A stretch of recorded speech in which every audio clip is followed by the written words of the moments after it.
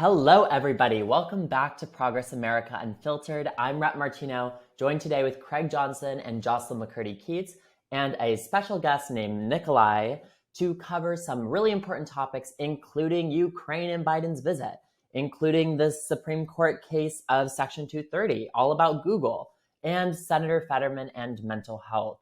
And before we get started, I just want to say, like, comment, share, subscribe. Let us know down below what you want to see us cover next week. And with that, we are going to jump right into our first section, which is Jocelyn interviewing Nikolai Hadal. Joining us today, Jocelyn, take it away.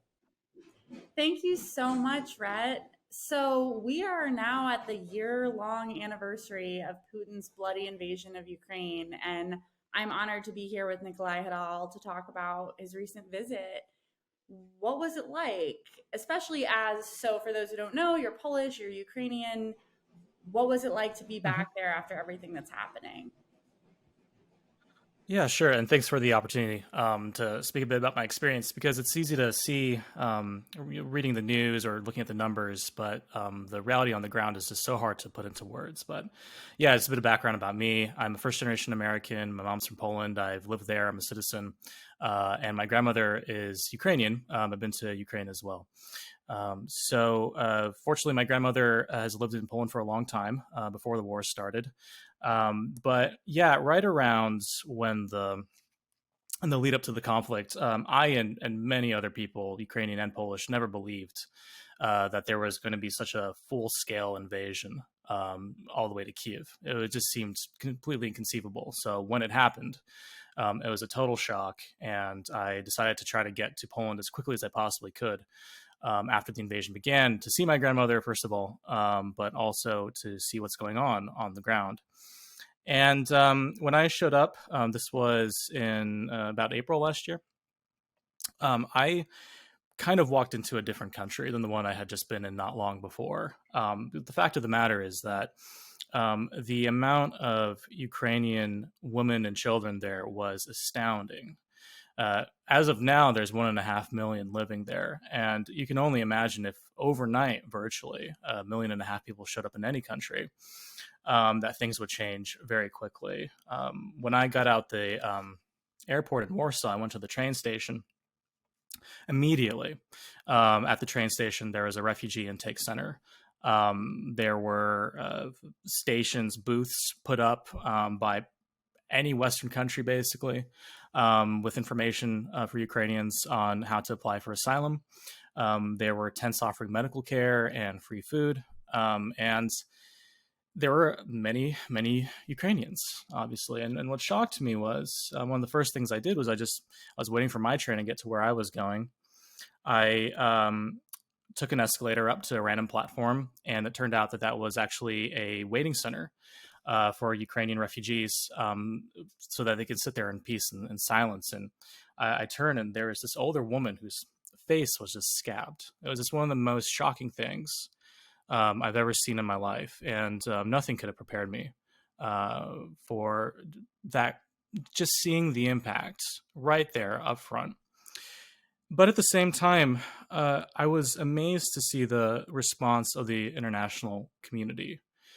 This was not the kind of response that I was personally expecting. There is a history of animosity between Poland and Ukraine. I know this very well as someone of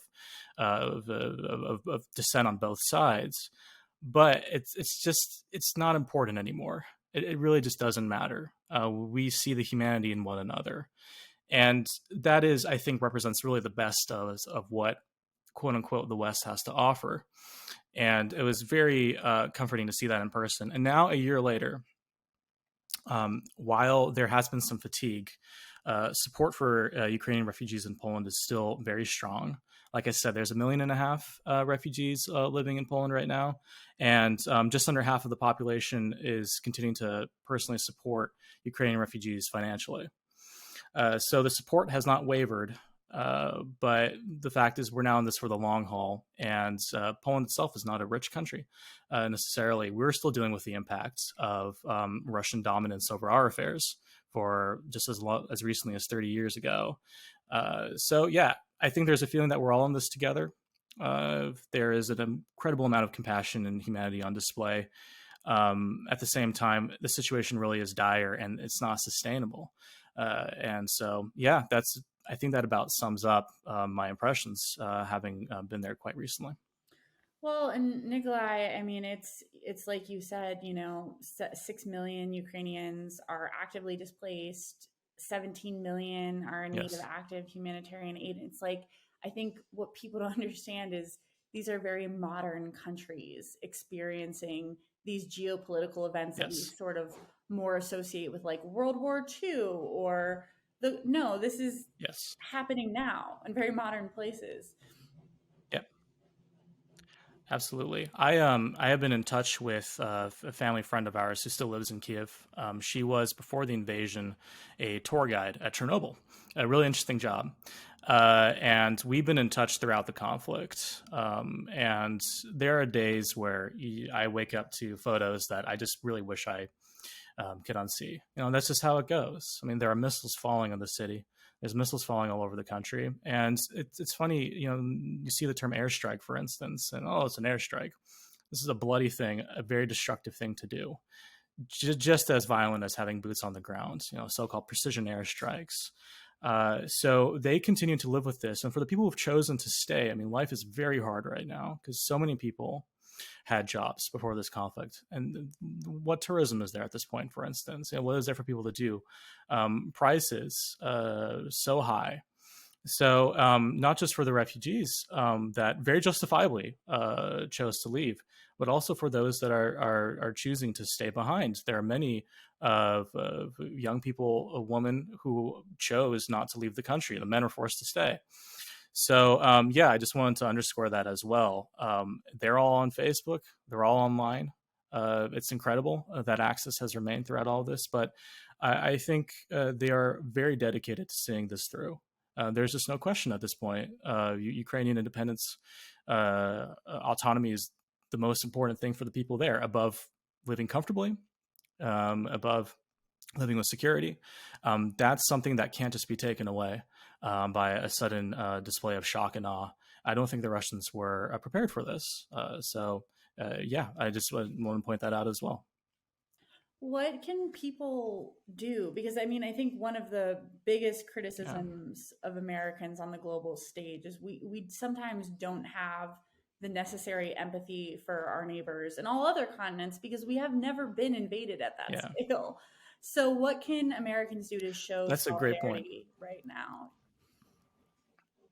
Yeah, I mean, first of all, I was amazed when the conflict started by how much solidarity was shown over here too. I wasn't prepared for that either. My amount of colleagues that I work with, people just walking down the street seeing so many Ukrainian flags, that's been remarkable. And I think the amount of support for Ukraine has stayed amazingly consistent, even if it's been wavering in some corners. I would say that, first of all, of course, direct financial support to Ukrainian relief organizations is one of the most pragmatic, direct ways that someone could lend support. But more importantly, I think also maintaining support for the type of aid that we're sending over to Ukraine. I have heard people say recently that it's frustrating that we can send X amount of money to Ukraine and we can't provide for the people back home. And I agree with them. I actually agree with them, but this isn't a zero-sum game. We need to provide for the people who live here as well, and this is what progressive policy advocates are pushing for. There are ways that we can raise the revenue that we need to continue supporting the people of Ukraine, and not just the people of Ukraine, the people of Europe in our own interests. We're all in this together. Just as I pointed out earlier, the people of Poland, the people of Ukraine are willing to leave a lot of historical baggage behind. And for those same reasons, it's in our interest to wean ourselves off the dependence on Russian gas, for instance, to ensure that there is a security order where dictators can't just decide overnight, oh, you're not going to have a country anymore. So I would just appeal to people to continue supporting aid to Ukraine from the United States in all its forms, private and government. And if you know Ukrainians in your own life, if you know people who are affected by this conflict, please stay in touch with them, because there was an initial, I think, burst of support, and that was incredible. But it's hard to sustain that, right? And I think people in Ukraine right now are beginning to feel very isolated. as this conflict is going to drag on. There's no end in sight here. There's no magic negotiation that's going to happen that's going to make this go away. The Russians are counting on that. So sustained support is absolutely critical at the moment. Just as a progressive, before we move on, this our support to Ukraine sometimes is like, I sometimes feel grateful for our military industrial complex, because without it, Ukraine would be in a different position than it is right now. So there's always that counterintuitiveness to the world in our current situation and what we wish the world would be. But Rhett, do you want to take us into our next subject? Yeah, so I was actually thinking while Nikolai was presenting this topic to us, you mentioned kind of the importance of the online ecosphere, of everything that we've seen as it relates to information regarding this ongoing conflict in Ukraine. And so we actually have Craig on the show today to talk to us a little bit about this Supreme Court case that is rocking all things up with Google on Section 230. And so, Craig, if you could just tell us a little bit about what Section 230 is. It sounds like an area code, but it's not. Section 230, what is it about? What do you think the connection is, if any? Let's hear it. I'll try being quick, but essentially this core case is about the Communications Decency Act of 1996 and Section 230 of that act, which essentially says that internet publishers, unlike traditional publishers, are somewhat immune from prosecution for the things that users publish on their platforms. So think about YouTube comments, Reddit posts, et cetera, et cetera. Now, this immunity doesn't extend to illegal activities, but free speech isn't illegal. And so what this case was about was actually not necessarily the immunity that a publisher has to host content that's unmoderated by users, but rather the algorithm. That was the interesting thing about this case. They didn't take full shots at the publisher part of this. They took it at the algorithm part. They said that the algorithm, or the act of having an algorithm, contributed to the illegal act, which would eliminate their publisher immunity clause. And essentially all of that means is that if for whatever reason the Supreme Court were to get rid of Section 230, the internet as we know it would cease to exist, because almost everything that we do and every website that we interact with is in some ways crowdsourced with user input or information, or relies on user content. Think of like weird stuff like job recruiting websites would be held liable for the job postings that they put up there. Obviously, the Facebook, social, Instagram, TikTok, Twitter, YouTube, Google in general would all be under threat. And so what you would see is a massive collapse of the tech industry at large. Some interesting things to think about here, though, it would be a pretty big deal. Now, a huge deal. Unfortunately, everybody's favorite and toxic platform would be taken away. No one would be able to binge on YouTube Reels like I do, or YouTube Shorts anymore. But really, this impact is sort of like a double-edged sword, because everybody relies on it. The internet is a huge portion of our economy, but it is actively toxic to everybody who engages in it, while also being a new and powerful way for people of color to organize and have a voice outside of the normal and white-controlled ecosystem. So it is a Pandora's box of the world. It's one of these things where smart, moderate, nuanced solutions are required to hold publishers accountable for racist and hateful speech towards minority groups, and also censorship of minority groups, and also racist tactics that they use towards race groups. Because oftentimes people think that computers will be like this nice little untinted shield, unbiased viewer into data, but all algorithms are a reflection of the people who program them and the society that they live in. And so what we've seen is algorithms do the same kind of housing discrimination practices that humans were doing beforehand, because that's exactly how our system is set up. It turns out if you want to operate in this a racist system, you're going to get racist outcomes, no matter who's doing the decision making. And so you have these combination of issues. I mean, we are currently publishing on an online social media platform, of which I just basically said was horrific for humanity. 1 in 3 teenage girls have contemplated suicide in the last year, which is a horrifically high stat. And why? You can see the stats. Well, it's the advent of social media. Since the advent of social media and people being able to anonymously judge and bash people online, or even not anonymously, but find people and judge them at all points in their life without having face-to-face consequences, is not good for our society. It's not good for anybody. It's not good for you. It's not good for our kids. It's not good for anybody of any color or race or economic status. The only people it's good for is the people who own the companies, because they're not on their platforms and they're just making billions off of it. Absolutely. So And despite the threatenings of the Supreme Court, yeah, go ahead, Rod. what were you going to say about that, Craig? So yeah, we heard the Supreme Court threatening this topic in the past week. Where do we stand now? What do we think the road forward looks like? It looks like they are going to punt it, because they all realize that people who are over the age of 50 and don't understand computers might not be the best people to make decisions about this. And they are correct about that. The Supreme Court is, in my opinion, a horrific institution of nonsense that should have never been created, but we live with it. There were previous threats, especially from Clarence Thomas, about holding internet companies to account. But during oral arguments, none of this came to fruition. Gorsuch, the liberals, and the other two conservatives, other than Clarence Thomas, basically argued for big business. And so big business is going to win. Shocker. Yeah, well, that's a big surprise that they love big business. And Craig, so you touched on the topic of mental health and these algorithms and kind of what this is doing for people across our country. And I think that, there is another mental health topic that is currently rocking our nation right now, and that is with newly elected Senator John Fetterman, Democrat from Pennsylvania, and how we learned that he is hospitalized right now for treatment for clinical depression.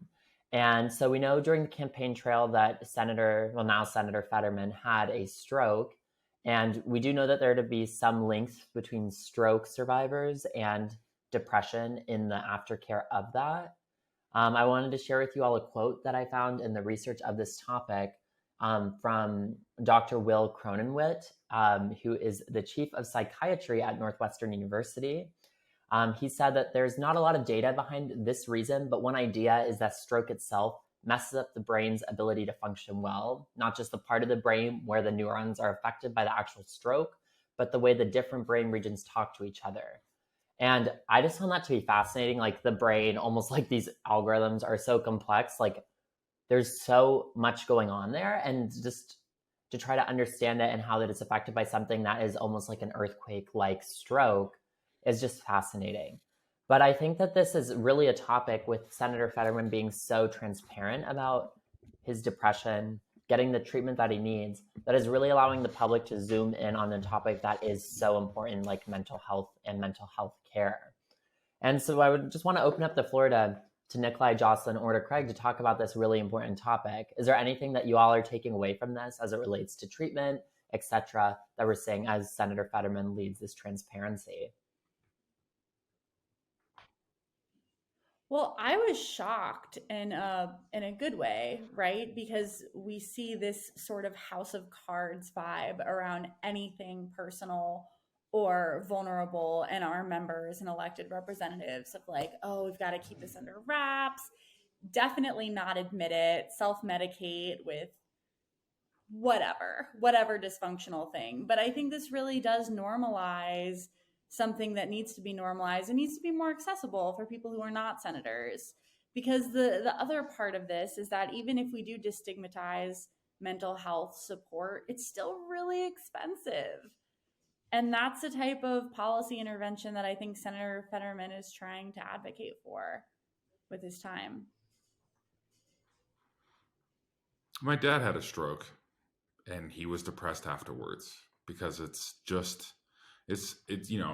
the physiological response, but it's also like a stroke is such a dangerous and conscious altering event that like it messes with your consciousness. You feel different, like fundamentally different. It's like if you were clinically depressed, you just see the world differently, and so I think that has a startling effect to it. Yeah, and I was just Absolutely. going to add, 50 years ago, this is coming up in some media outlets. A guy named Thomas Eagleton, a senator from Missouri, was running with the Democrat at the time, George McGovern.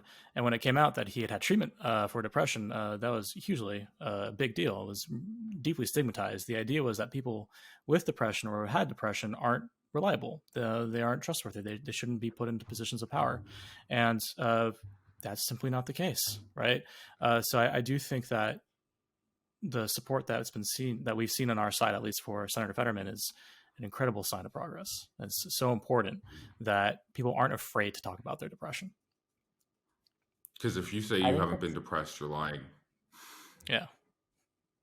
Yeah, that's exactly right. And I think also just, Senator Fetterman has been, in his brief time in office, we've really seen him be such an advocate for things that so many American people are struggling with, be it healthcare expansion, be it expungement for marijuana convictions, etc. And I think that, like a public servant going into this space, and like I think this is something that's even like pervasive throughout progressive activism too, is there can be a level of fatigue surrounding it, like the world's burning, but I'm trying to be one pillar of good within that. So I think this is like a larger conversation too about like sustaining ourselves in the movement. How can we sustain the longevity of what we are putting into this progressive movement? And I really think this is something for us all to take away too, of like, we're fighting for these things that matter so much, but also what does that self-care look like? Like the self-care is actually a form of resistance as well, because we're making ourselves to be the biggest tools for change that is possible throughout this fight. So I think this is a really incredible conversation. And I definitely think that we can include some resources in the description as well for anybody that may be struggling with mental health care out there. And yeah, I think this was just a really fabulous discussion. And if you all have anything else that you want to say, we can include that now, or otherwise we can wrap up. Let's wrap. And I think awesome. And I think with that, this was a really strong episode. We covered some really heavy topics this week. But I really think that these are important things that we're all bringing to the forefront of this national conversation that we all have. So be it Ukraine, be it Section 230, which is not an area code. What a surprise. And then also, of course, Senator Fetterman. Hopefully he gets the help that he needs. It looks like he's continuing to do that, which is amazing. And otherwise, we're going to keep unpacking all of this for you and more here at Progress America Unfiltered. Make sure to like, share, comment, subscribe, all that good stuff. And we will see you next week. Bye-bye.